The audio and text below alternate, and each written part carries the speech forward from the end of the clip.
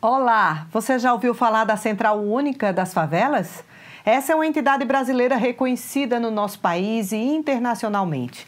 São 24 anos de atuação. A gente já fez um programa somente sobre favelas, mas hoje é dia de falar sobre a CUFA e a importância do trabalho desenvolvido pela entidade. Como é o olhar de quem lida diretamente com a população dessas comunidades. E sabe o que é mais bacana? Vamos conhecer junto um pouco mais sobre a paraibana que preside a Central. Estamos falando de Kaline Lima, ativista cultural, jornalista, mestra em cultura hip hop. E agora presidente da Central Única das Favelas, onde já atuava há 17 anos. Está no ar mais um Câmara Aberta para você.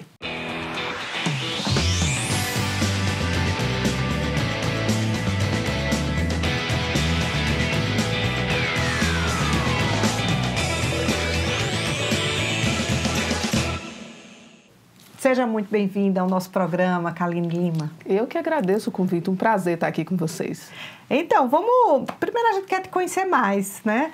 Trazer mais informação sobre a entidade, mas antes a gente falar sobre a entidade, fala um pouco aí da tua trajetória, quem é Kaline, quando foi que começou esse ativismo, né? Essa convivência com a população de favela e a própria inserção da CUFA. Olha, é uma história comprida, viu? Uma história longa, assim. Eu tenho memórias da infância, com influência muito forte de uma madrinha que já é falecida, Dona Iraci, que ela fazia trabalhos sociais, né, para territórios. Ela tinha um vínculo com a igreja, então era uma filantropia pautada ali nos princípios cristãos, mas isso era muito comum. E aí a minha família, que é uma família matriarcal, sempre teve uma presença muito forte da solidariedade. Por esse lugar mesmo de entendimento, de que nós estamos aqui para servir. Então, isso nunca foi algo como distante da minha realidade, né? Sempre esteve ali. Já internalizando isso. Exatamente. Né? Na adolescência, eu vou e conheço um universo de cultura underground, como a gente chamava, cultura independente aqui em João Pessoa, concentrada ali no centro da cidade. E aí eu conheci vários segmentos culturais. Anarcopunks, headbangs, o pessoal do movimento hip hop. E aí, quando eu chego no hip hop, eu descubro um universo de possibilidades. Que tenha a arte e a cultura, que eram coisas que me interessavam muito, né? Eu acho que eu sou artista desde que eu me entendo de gente. E aí, com a cultura hip hop, eu entendi uma prática sobre a manifestação artística aliada a uma conduta social, política, que era interessante. Então, eu comecei a me pautar a partir daí. E eu sou de uma geração do hip hop em que os movimentos, eles eram transversais, né? Então, você era do hip hop, mas você era do movimento negro, você era do hip hop, mas você era do movimento LGBT, era do hip hop, mas somava forças com o movimento de mulheres. Então, a gente era impactado por todos os recortes. Eu lembro de um professor muito importante, que não está mais entre a gente, que foi João Balula, e ele pautava muito conhecido. João exatamente. Ele foi o grande responsável, assim, pela minha colocação na vida como um agente política, como um agente de transformação. E aí o hip hop também tem esse estímulo desse protagonismo, né? Eu fui educada no hip hop, entendendo que o que eu aprendesse era obrigação minha passar adiante. Então, esse fluxo de saberes, essa existência onde você busca uma ascensão coletiva, ela fez parte da minha construção como ser humano. Isso já era um ativismo. Exato. Que foi sendo naturalmente sendo exato, posto, né? Tanto que, assim, em nenhum momento da minha vida, da minha trajetória, eu me vi, eu me entendi, eu me li como uma pessoa especial, que fazia o bem, que... Não tem esse lugar. Eu entendo o seguinte, que a ascensão, ela tem que ser coletiva, o progresso tem que ser coletivo, as oportunidades têm que ser para todas as pessoas, e aí a gente vive num mundo melhor. Eu sempre tive essa concepção. Então, nada mais é do que o seu papel, o meu papel, o papel de toda a sociedade, compreender e entender que a gente precisa, de fato, buscar uma ascensão coletiva. Isso me pautou. E aí o hip hop pautou todo o resto, né? A minha formação acadêmica e tudo mais. E aí chega no momento da minha vida que o hip hop, apesar de muito importante, ele ainda estava no lugar que para mim, não atingia o que eu queria. Você queria ir mais além? Eu queria ir mais além, porque o hip hop era um segmento, o hip hop é feito por pessoas. Na minha época, era um movimento de juventudes. Hoje eu digo para todo mundo que é um movimento intergeracional, porque eu já estou com 41 anos e continuo envolvida com o hip hop. Então não dá mais para dizer que é um movimento de juventudes. Está completando 50 anos por agora e, enfim, nós temos várias pessoas. Mas que têm uma vivência, uma experiência, uma perspectiva de vida que já não me contemplava mais apenas. E aí eu conheci a CUFA através do Celso Ataíde, numa visita que ele fez ao nosso estado, por indicação do Preto Zezé, que é uma grande liderança, né, e faz parte da CUFA também, que me foi apresentado por João Balula. E aí o Celso me apresentou a CUFA, e quando ele me apresentou a CUFA foi um choque de realidade.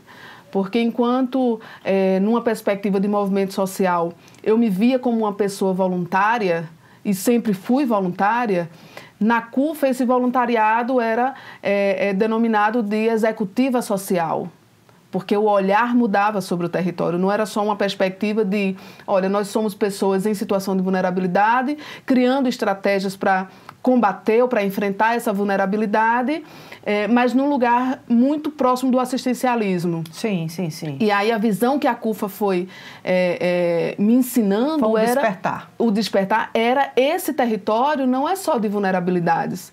Esse território é cheio de potencialidades e esse território, ele tem muitas tecnologias sociais. E aí eu já vou logo perguntando, porque você já entrou nessa, quando você sentiu esse chamado ali, fala aí, o que é de fato a Central Única das Favelas, quem ainda não conhece, né? E o que é que ela faz, o que é que ela desenvolve aí? São 24 anos, 17 dos quais você está atuando, né? Exatamente. A CUFA, ela é uma organização social que atua em favelas de todo o país. É interessante as pessoas entenderem que a CUFA é uma organização que surge na favela, né, no Rio de Janeiro, promovida por pessoas faveladas para pessoas de favela. Então, por aí você já entende que é uma organização diferente, porque muitas outras organizações que são extremamente importantes e legítimas, muitas vezes elas vêm com um olhar de fora. De fora para dentro, justamente. E a CUFA não. A CUFA, ela inverte essa ordem porque são pessoas de favela que dizem, olha, aqui não tem só a vulnerabilidade, aqui não tem só o crime, aqui não tem só a violência, aqui não tem só a exclusão. Aqui também tem um outro mundo que as pessoas não conhecem. Então, vamos mostrar esse outro mundo. Então, para mim, o grande impacto que a CUFA... O primeiro grande impacto é essa perspectiva de autopromoção, de autoqualificação, porque a gente tem essas expertises nesses territórios. E aí, hoje, a CUFA atua nos 26 estados brasileiros, mais o Distrito Federal. Temos núcleos de atuação em mais de 17 países. É uma organização que está espalhada em 5 mil favelas brasileiras, são aproximadamente 500 cidades. Eu costumo dizer que há um tempão a gente não consegue efetivamente contar quantos somos e onde estamos, porque a CUFA é extremamente orgânica. Sim. Diariamente, novos grupos, novas pessoas se somam a essa grande rede. Então, a CUFA é uma rede de lideranças que tem como principal objetivo potencializar os valores existentes nesses territórios de favela. E é importante também a gente frisar sempre que a CUFA, o seu principal desejo é não precisar mais existir. Tá? Não é porque a gente é a Central Única das Favelas que a gente entende que a favela é um lugar que precisa ser mantido na sociedade. A favela é o que o IBGE chama de território com desenvolvimento subanormal. Subanormal porque ele está ali com uma série de políticas públicas que não são contempladas naqueles territórios. E aí a gente entende que... Que bom seria que não existissem mais. Exatamente. Então, o nosso trabalho, claro, é trazer uma perspectiva diferente sobre o que é o território de favela, mas também na busca de que não existam mais favelas e a gente possa se dedicar a outros recortes sociais, como a cultura, né?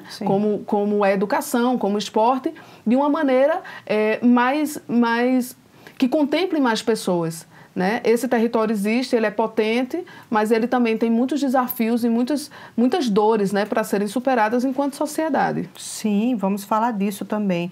A CUFA tem 24 anos de atuação aí, e olhando essa trajetória, Kaline, que desafios você diria que foram obstáculos para esse início da CUFA E quais hoje são os principais desafios para a atuação da CUFA? Naquela época que iniciou e hoje, quais são? A CUFA surge com a união de jovens negros de favela, Sim. negros e negras. E aí, o desafio naquela época era as pessoas existirem e se identificarem, como pessoa negra e dois, como uma pessoa negra de favela. Né? Quantas histórias a gente não ouve, por exemplo, de pessoas que vão fazer uma entrevista de emprego e quando coloca a sua origem, o seu local de moradia, essa pessoa é preterida. Então ela prefere...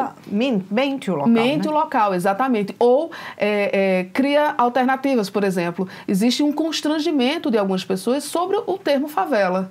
Né, sobre o termo favelado. E aí cria-se o que a gente chama de uma nomenclatura que ameniza a gravidade do que é a favela. Aí chama de comunidade. Mas eu chamar uma favela de comunidade não diminui as desigualdades que existem ali. Ou de periferia, ou de quebrada, ou seja, do que for. Claro que cada território, cada país, cada estado, o Brasil são vários países, né, separados em expressões, em cultura, em linguagem. E, obviamente, alguns estados não reconhecem a favela. A Paraíba ainda existe muita gente que não gosta desse termo favela. A gente compreende e respeita, mas entende que também é muito mais o constrangimento de quem não vive na favela, de ter que assumir a responsabilidade de estar numa sociedade que tem favela e, portanto, há injustiça social. E as pessoas que não estão lá, que estão no asfalto, estão no alto do seu privilégio, se sentem constrangidas porque você está numa situação de desigualdade social que não deveria existir. Né? Então, ao invés de eu dizer que a minha secretária do lar, minha empregada, mora na favela, para mim é mais cômodo, mais confortável dizer que ela mora numa comunidade. Parece ser mais digno, mas a realidade da minha empregada é a mesma. Inclusive, é essa mesma empregada que paga o mesmo valor de imposto do arroz que eu vou servir na minha casa. Então, são essas injustiças que fazem com que a sociedade, às vezes, se constranja. É a história do moreno para a pessoa negra, né? É uma forma de você... Você acha que foi um obstáculo também modificar essa forma de... Sim, hoje a gente tem uma parcela significativa de pessoas que entendem que ser de favela não é demérito. Sim. Né? Isso é uma grande transformação. A mídia tem ajudado também a quebrar esses preconceitos, né? Eu acho que a gente também se empodera muito, né, desse território que a gente vive, da nossa cultura, da nossa forma de viver, das nossas expressões. E esse autoempoderamento é uma grande transformação social também. Porque, olha, definitivamente a gente está num país racista. E é muito difícil que as pessoas brancas mudem suas atitudes em relação ao racismo. Então, é necessário que as pessoas negras mudem suas atitudes em relação ao racismo que elas enfrentam. Então, hoje a gente tem muito mais pessoas falando, denunciando e se posicionando. A mesma coisa sobre o território de favela, a mesma coisa em relação às mulheres, a mesma coisa em relação à população LGBT. São essas minorias que estão se transformando, se empoderando dos processos para poder realmente promover a discussão na sociedade. Porque quem está no lado... seus direitos. Exato. Quem está no lado do privilégio é muito difícil que queira sair. Então, eu percebo esse avanço. E aí eu digo da parte das pessoas de favela sobre sua posição na sociedade, como se expressa e como se autovaloriza, né? Kaline, a gente sabe que o crime organizado atua muito nas favelas, nas comunidades. Qual o impacto que isso tem em relação à atuação da CUFA? Olha, em relação à atuação da CUFA, não há impacto, porque a favela ela é um território de muita diversidade. Então, por exemplo, existe o crime, a gente não se envolve com o crime, e existe a CUFA, o crime não se envolve com a CUFA. Mas ambos entendem a natureza da existência dos dois. Né? Então há um respeito. Há um respeito, porque, por exemplo, o que a CUFA promove dentro do território, se não coisas boas para as pessoas que moram no território? Quantas vezes você ouviu falar que, por exemplo, um território... Eu vou te dar um exemplo muito simples aqui de João Pessoa. Tem uma favela, não vou dizer qual o nome, que quando teve o boom do crack, os traficantes dessa favela proibiram o comércio do crack dentro desse território. Porque eles entendem que iria promover um dano tão grande à própria população que eles preferiram não misturar as coisas. Então, eles vendiam para fora, mas ninguém tinha autorização de consumir dentro do território. Isso é uma lógica de auto-organização. para que exista aquele trabalho e exista aquela natureza de atuação. Então, quando a CUFA está nesse território, a primeira coisa existe uma legitimidade de estar nesse território. É muito comum, por exemplo, aqui na Paraíba não existe um território que a CUFA atue que não tenha um morador deste território compondo a nossa rede. Uhum. Então, existe uma legitimidade do pertencimento, do local, do morador e da moradora. Outra coisa é que tudo que a CUFA faz nesse território é para benefício da população desse território. Que vocês fazem, são campanhas para ajudar a população que vive em segurança alimentar, vocês promovem ações culturais, vocês promovem ações esportivas, enfim. Educacionais, culturais, enfim. E isso não, de certa forma, não entra em conflito com o que o crime faz. Agora, é importante dizer também que o crime que existe na favela, ele é um crime muito inexpressivo, porque ali é só a pontinha do iceberg. A gente sabe que realmente o crime está na mão de grandes poderosos, né? E aí, ali é um espaço de execução fim desse processo. Sim. E muitas vezes mesmo assim, a mãe que a gente deu assistência é uma mãe que, sei lá, tem um sobrinho que está na boca de fumo, tem um filho que foi... Ou então aquela criança que está participando das atividades da CUFA é uma criança que, se não estivesse na CUFA, poderia estar no crime. E assim, existe uma ética no crime, que eu não vou dizer que eu sou especialista nem nada disso. Mas a vivência faz com que tenha-se um olhar mais próximo. Exatamente. E aí é importante a gente entender que muitas vezes o Estado não consegue estar nesse território. O Estado não tem acesso. Tanto que, recentemente, a gente fez uma parceria nacional com o IBGE para que os recenseadores pudessem acessar alguns territórios que não estavam conseguindo acessar e que a CUFA acessa, mas entenda, acessa porque está lá. Senão, essa população estaria excluída dos dados oficiais do censo. Não foi exclusivamente em função do crime, porque existe o crime organizado, o recenseador não consegue acessar. Não necessariamente ou apenas por isso. Mas, por exemplo, muitos pais de família, mães de família passam o dia inteiro, 10, 12 horas fora trabalhando. Sim. E aí o recenseador chegou várias vezes e não conseguiu acessar. Então, precisava ter um horário alternativo. E aí, em alguns territórios, por exemplo, Heliópolis, em São Paulo, a gente está fazendo algumas caminhadas à noite. Para poder recensear esse povo todo. E aí, realmente, o recenseador não iria acessar uma favela como Heliópolis à noite, né? Mas o líder da CUFA, a líder da CUFA que mora naquele território, conhecido e respeitado por todo mundo, tem acesso. Fica ali fazendo aquela campanha. E a gente está fazendo essa campanha no país inteiro, inclusive aqui em João Pessoa, né? Então, estamos conversando com Kaline Lima, presidente nacional da CUFA, mestre em cultura popular do hip hop, jornalista, executiva social e ativista cultural. O assunto é a atuação da entidade, que já tem 24 anos no país. Vamos fazer um intervalo, daqui a pouco a gente volta. O papel do vereador para além do plenário.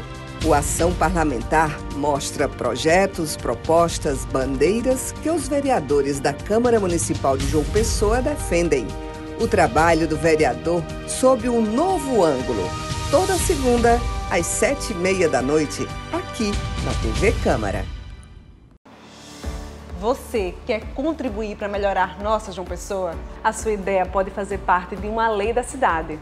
Conheça o E-Democracia, o portal de participação popular da Câmara Municipal, em que cada cidadão pode contribuir perguntando, opinando e dando sugestões para novos projetos de leis. Acesse edemocracia.joaopessoa.pp.leg.br. E-Democracia, sua participação melhora a nossa cidade. Câmara Municipal de João Pessoa, a Casa do Povo. Atualidades, assuntos que pautam a sociedade moderna. Temas como saúde, educação, comportamento, economia, empreendedorismo e muito mais. Um bate-papo com Michele Souza. Todas as terças, às 7h30 da noite, aqui na sua TV Câmara. Tudo que é notícia na Câmara Municipal de João Pessoa, resumos das sessões, projetos, serviços, sessões solenes, sessões especiais, reuniões de comissões, participações de parlamentares. Todas as terças e quintas, às 7h30 da noite, aqui na TV Câmara. O Câmara Aberta está de volta com a nossa entrevista sobre a CUFA com a presidente da entidade, Kaline Lima. Kaline, a gente pode dizer que existe uma CUFA antes e depois da pandemia? Completamente. Isso é visível, assim. Primeiro que, quando começou as primeiras notícias sobre a pandemia, lá em meados de março de 2020, a gente, em parceria com o Instituto Data Favela, fez uma pesquisa em 1.400 favelas brasileiras para entender como é que essa população estava vendo e o que poderia acontecer com ela. Um dos números que eu me recordo dessa pesquisa era o indicativo de uma diminuição de pelo menos 80% da renda dessa população. Neste ano, a gente estava com o objetivo de fazer a Taça das Favelas, que é um projeto grandioso. A gente ia fazer a primeira versão nacional, porque vários estados estavam fazendo a taça. A Paraíba não tinha executado, ainda não executamos, estamos programando executar esse ano, mas seria a versão nacional. E vários estados estavam, inclusive, com o recurso já garantido, os aportes, tudo. Pandemia. Aí a gente entendeu que precisava fazer alguma coisa, porque a assistência social até pontualmente acontecia na organização, mas nunca foi o nosso forte. Mas quando aconteceu a pandemia, a gente não teve alternativa. Precisou ser o forte. Paramos tudo, ressignificamos o que a gente tinha planejado para aquele ano, lançamos a campanha CUFA contra o vírus. Junto a essa campanha, as mulheres da CUFA que compunham o coletivo Maria Maria, que era para tratar sobre as questões de gênero, se transformou no Mulheres da CUFA, que é uma frente nacional ampla de Mulheres da CUFA, e nós programamos o Mães da Favela, porque a gente entendeu que se fosse para trabalhar com assistência social, a gente precisaria ter um recorte muito assertivo. E aí a gente pensou, obviamente são as mães, elas cuidam das crianças, elas cuidam das pessoas mais idosas, elas são gerentes financeiras dos seus lares, elas são 27% das lideranças comunitárias são mulheres, e nos territórios que essas lideranças atuam, existe um percentual mais favorável sobre a segurança alimentar e a gestão. E essa mulher precisou ficar em casa sem trabalhar porque os filhos não tinham escola. Exatamente. E aí a gente pensou no Mães da Favela, e logo no início do programa a gente já recebeu a chancela da Unesco, e foram anos, né? Inclusive ainda há algumas movimentações acerca do Mães da Favela, criando as mais diferentes alternativas e estratégias. Então, que foi desde a cesta básica física, a cesta básica digital, com a distribuição de renda, a internet, porque em algum momento essa mãe precisava subsidiar os filhos no ensino remoto e não tinha recursos para isso, e aí foi o gás, e assim, foram muitas ações que a gente mobilizou, alcançamos aí um número muito expressivo de 17 milhões de pessoas. Até com apoio de iniciativas privadas, né? Assim, essencialmente. Parcerias com a iniciativa privada essencialmente. Que fizeram com que o alimento chegasse à mesa dessas famílias, né? Nessas populações. A grande, tipo assim, a campanha, as duas frentes, a campanha CUFA contra o vírus, que era um pouco mais ampla, contemplava outros recortes sociais, e o Mães da Favela teve essencialmente a doação, a parceria de instituições privadas, de empresas, empresários, artistas. Então foi muito importante essa mobilização, inclusive para a gente entender qual de fato era a nossa capilaridade. E assim, foi uma surpresa para nós também, porque a CUFA se expandiu durante esse processo. Enquanto várias organizações tiveram que recuar, a gente cresceu. E ganhou uma respeitabilidade amplificada. Exatamente. Né? Porque meio que a sociedade passou a entender que ali vocês têm domínio, um domínio do bem, né? Aquele domínio de lugar de fala, lugar de atuação, de lugar de respeito. De respeito, de reconhecimento, de trânsito, de capilaridade, de mobilização. Então, por exemplo, rapidamente a gente também acabou se tornando referência. Então, houveram catástrofes pós-pandemia, os alagamentos, as enchentes e tudo mais. E as CUFAs daqueles territórios, olha, a gente precisa fazer alguma coisa, está todo mundo precisando de ajuda. E aí, rapidamente, a gente conseguia fazer essas outras campanhas pontuais. Sim. A mais recente foi a do Yanomami, né? A CUFA atua em Roraima há 10 anos, mais ou menos, e aí a gente já, inclusive, contemplava alguns territórios que não só favela, mas comunidades ribeirinhas, comunidades quilombolas, comunidades indígenas. E aí, quando teve esse anúncio, né, na mídia sobre os Yanomamis, a gente fez uma frente humanitária, eu compus essa frente, fui para Roraima Passamos uma semana lá fazendo um diagnóstico com todos os atores possíveis, poder público, iniciativa privada, os territórios indígenas. Fui em Surucucu, constatei a realidade que eles estavam enfrentando lá. E agora a gente está finalizando a campanha que foi Favelas com Yanomamis, promovendo aí reparos, né, a requalificação, na verdade, de 2 unidades de saúde dentro da floresta amazônica para aquela população. A gente falou das potencialidades, mas a gente não detalhou. As potencialidades das favelas. Você que tem essa vivência de tantos anos, explica para quem não sabe, que potencialidades são essas? Olha, a primeira coisa é um povo muito estratégico, resistente, potente, interessante, diverso, empreendedor. É uma população muito forte. Muitas vezes a gente fala assim, nós temos várias parcerias com vários órgãos, um deles é o SEBRAE. O SEBRAE é reconhecidamente importante no empreendedorismo, e aí tem seus especialistas e tudo mais.